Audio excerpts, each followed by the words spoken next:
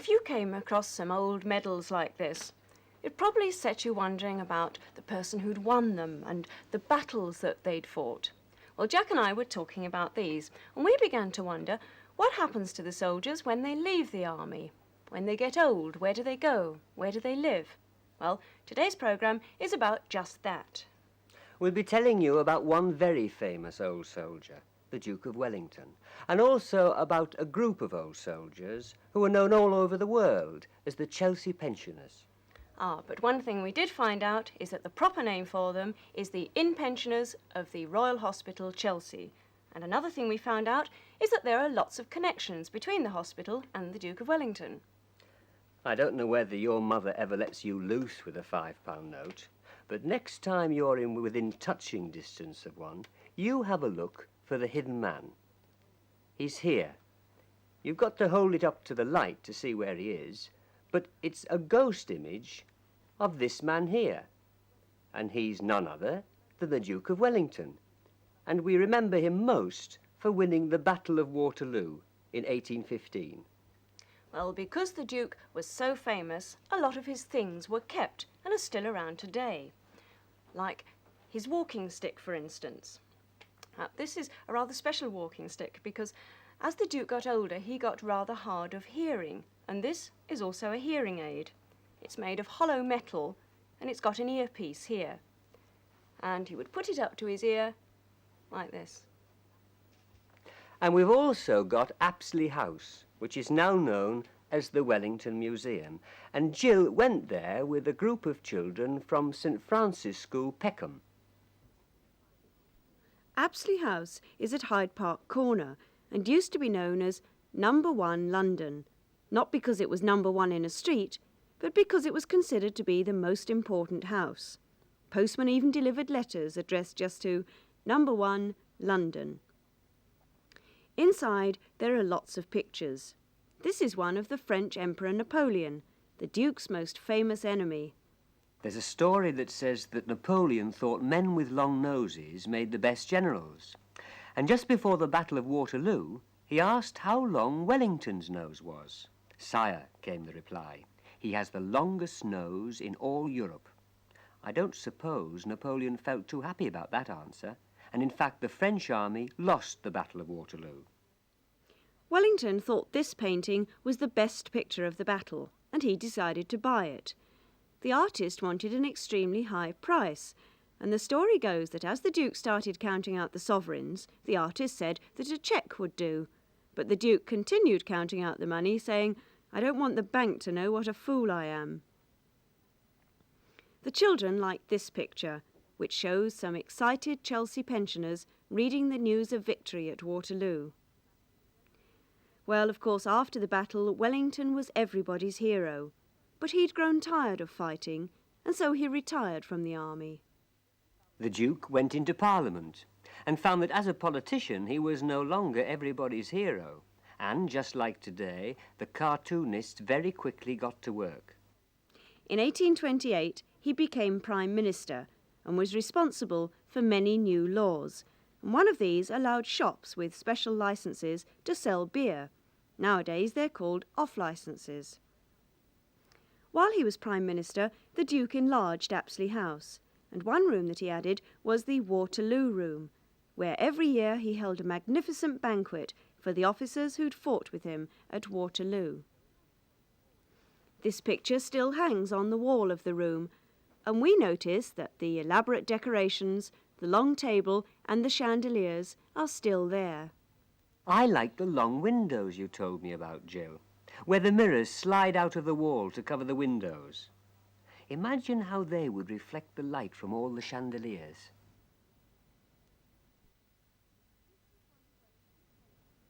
This was one of Wellington's favourite pictures. He wouldn't let anyone dust it but himself. He had a glass door put on it and kept the key on his watch chain. Look out for the small keyhole. Every time he won a battle, he was showered with gifts and medals, so many that he had a museum in his house to display them all. These are his swords. He used this curved one at Waterloo, and the funny thing is it had actually been made by Napoleon's own sword maker. There are some pictures in Apsley House which show Wellington using it. If you go there, see if you can spot them. It's difficult to imagine that one person won all these medals, but he did. And we found out that the Duke ordered that every soldier who'd fought at Waterloo should be given the Waterloo Medal. Altogether, 33,000 soldiers received them. We liked this dressing case, with ordinary everyday things like toothbrushes, nail scissors, and that rather dangerous-looking razor. You don't see many razors around like that. No, but it was things like that that made the Duke seem more real for us. We tried to imagine him living in this house, using these things, perhaps chatting to his valet. I wonder if he'd been a soldier too.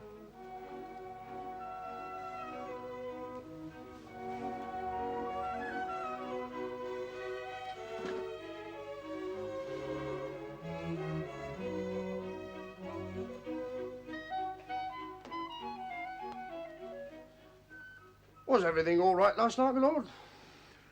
Yes, I suppose so. You know, it sounded like a very happy occasion from downstairs, my lord. We heard the ladies and gentlemen laughing. Do you know, it sounded quite like old times again? Frenchers. That's what they were in the main, Frenchers. The new sort, the Louis, what's his name, Philip sort, but still Frenchers. Never did like 'em. No, all right, I suppose, on fighters, on guns, on horseback, but, oh, well, hand to hand, there's nothing to compare with your English soldier, you know. What's that? The glaziers, my lord, fixing the windows. As long as it's not those damn ruffians smashing them in again. No, my lord. Why do they do it? Because, my lord, no one's satisfied with what they've got nowadays. They're just discontents. London's full of them. Hey, steady with that damn razor. If I'm not careful, you might have half my nose off. I'm sorry, my lord. At least no one will be able to call you old nosy again, sir. You know, I don't think the common people appreciate me anymore. Real Englishmen do, my lord. They haven't forgotten what you did for them. 15 years since Waterloo. If it hadn't been for you, my lord, we'd be part of the French Empire by now. And eating snails, I've no doubt. People forget. Not those that count, my lord. I suppose I am in charge of this country still. I'm their Prime Minister. I've done everything I can for them. What more do they want? What more can I do? You're one of them, you should know. What is the answer? One of them? I'm not one of them, my lord. I am a soldier. Oh, no, you're not. Not anymore. And neither am I. Our soldiering days are past. Oh, no, they're not, my lord. If you'll forgive me. Once you're a soldier, you never change. You know that, sir, and so do I. Once a soldier, always a soldier. Sentimental rubbish. We're out of date. Forget all that, man, and think. Now, what can I give this rabble who's smashing me windows to make them respect me more? A touch of army discipline, sir. No. Seriously, man, seriously. Well, my lord, all they seem to be interested in nowadays is drink. You give them that. If you want to mollycoddle them. They're drunk enough already. If I gave them more spirits, there wouldn't be a window left in London. No. It'd be more to the point if I stopped their drinking. You know, half the trouble in this country is caused by gin, and always has been. I never touched the stuff, sir. You wouldn't have been my valet if you did. Well, sir, you know, I've never had the taste for it. All I ever take is beer, and precious little of that. Beer? Well, beer is harmless enough, though I never touch it myself.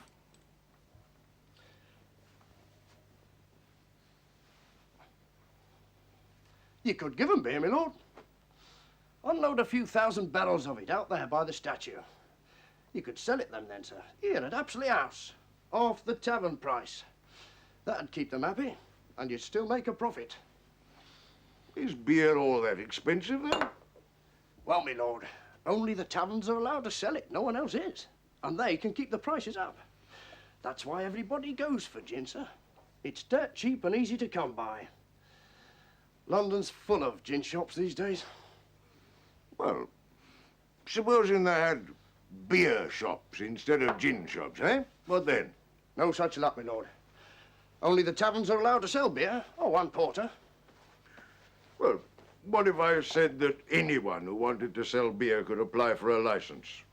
Why then, my lord, you'd have half a dozen public houses on every London street corner. There'd be thousands of them. They'd be everywhere. Well, that might not be such a bad idea, you know. What'll be wrong with that, eh? Especially if it stopped them buying gin. It's a very good idea, my lord. After all, you'd be our country's hero once again.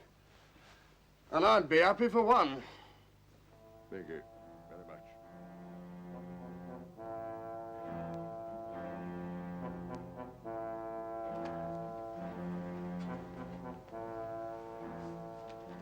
The Duke died in 1852 at the age of 83. And because he was so important, he was given a state funeral. His coffin was displayed in the Great Hall at the Royal Hospital, and I expect that some of the inn pensioners who went to look would have been those who had fought with him at Waterloo. Thousands of people turned out to watch the funeral procession, the biggest funeral ever seen in this country. The funeral carriage was drawn by 12 black horses, through London, from Chelsea, past his home Apsley House, to St. Paul's Cathedral. There's a strange story. When he died, bells were rung all over the country, and at the place for which he'd been Member of Parliament, Trim, in Ireland, one of the bells broke. And when the pieces were picked up, the bell was found to have been made in 1769, the year the Duke was born. As we left Apsley House, we saw another picture of the Duke, showing him as an old man, being saluted by 2 Chelsea pensioners. If you look at them, you'll see that they're saluting with their left hands. Apparently, until this century, soldiers always saluted with the left hand if the officer was approaching from the right, and vice versa. As you've seen, the Duke had several connections with the Chelsea pensioners. Their home, the Royal Hospital, was built by Christopher Wren, and still looks very much like it did in the 17th century. Only in those days, the grounds went right down to the Thames. It must have been a very beautiful sight from the river. The hospital was the idea of King Charles II, who felt very concerned about the plight of crippled and homeless old soldiers. There's a statue of him in the grounds. It might look a bit odd to us, but in those days, lots of sculptures showed important people dressed in Roman costume. The old soldiers living here aren't famous like the Duke of Wellington, so it's a bit harder to find out things about them. But we do know who the oldest pensioner was, William Heisland. He lived to be 112 and actually got married when he was 110. It wasn't always a quiet, peaceful life here. About 200 years ago, the muddy road from Chelsea to Westminster was troubled by highwaymen. The pensioners had to form patrols to guard the road, and they did their best despite their handicaps. This painting shows that the buildings have changed very little. In the chapel, the flags have gone and the seats have been moved round, but otherwise it looks the same. Outside the chapel is the long colonnade. I suppose Wren thought it would keep the rain off the pensioners, but I don't think he could have minded the draughts. The pensioners now call it Pneumonia Alley. The colonnade leads to the Great Hall, where the pensioners have their meals. No wonder they say the hospital is the finest hotel in the world. For nearly 300 years, pensioners have dined in this beautiful room, surrounded by the names of all the battles won by the British Army. 3 times a day they meet here to eat and chat with their friends. We talked with 2 inn pensioners, Mr. McLegan and Mr. Fordham. Mr. Fordham took us to see his own room, called a berth, as in a ship. Every pensioner has a berth, and these are built into long rooms known as wards. Inside the berth, Mr. Fordham has his bed and his own personal things like photographs of his children and his grandchildren, who often visit him. Retired soldiers can apply to join the Royal Hospital when they are 65 years old. Mr McCleggan and Mr Fordham showed some children from Marlborough Junior School around the hospital and then took them into the visitors' lounge for a chat. Why do you wear that uniform? Why do I wear this uniform? Yes. Well, it's when rather than why. We wear it in the summertime from Founders' Day parade, which is usually early in June. And on that day, we go into this scarlet dress for the first time during the year. And we remain in that dress for walking out and for ceremonial until Armistice Day.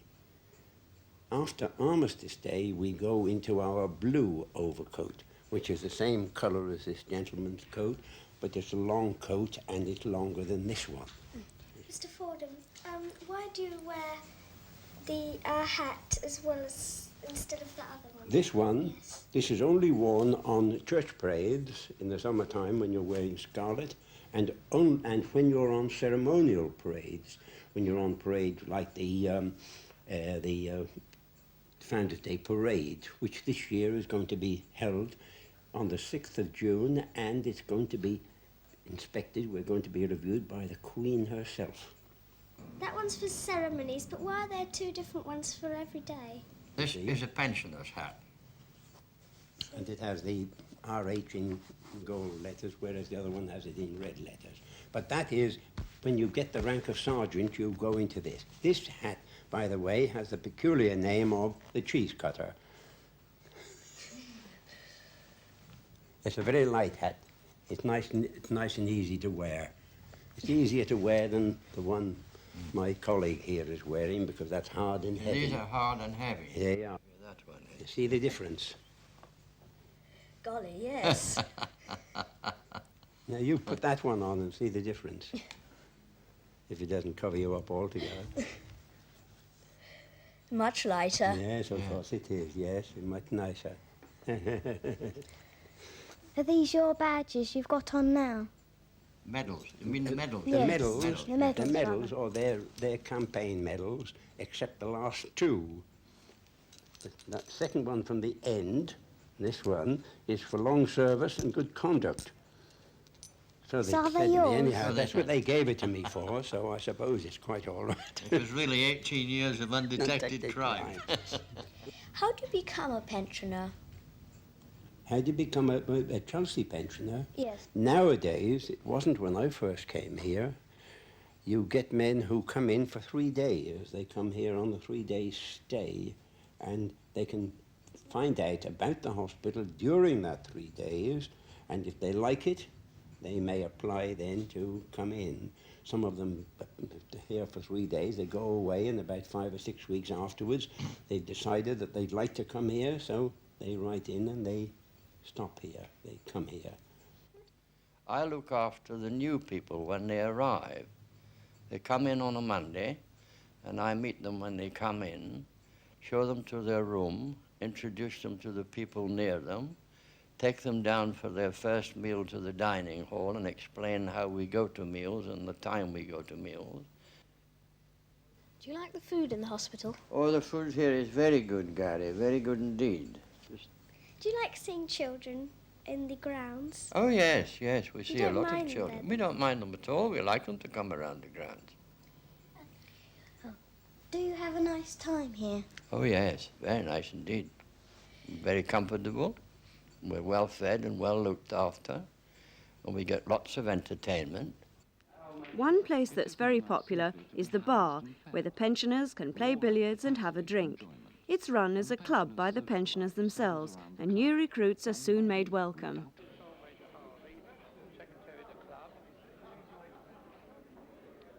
Join the club? We have lots of activities in here. Bingo, concerts and all that. You're brandy and soda. Good. Thank you. Here. Well, cheers. Welcome in. God bless you.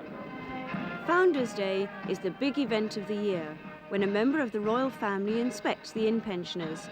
They all wear a sprig of oak leaves to commemorate the fact that their founder, Charles II, once escaped from his enemies by hiding in an oak tree.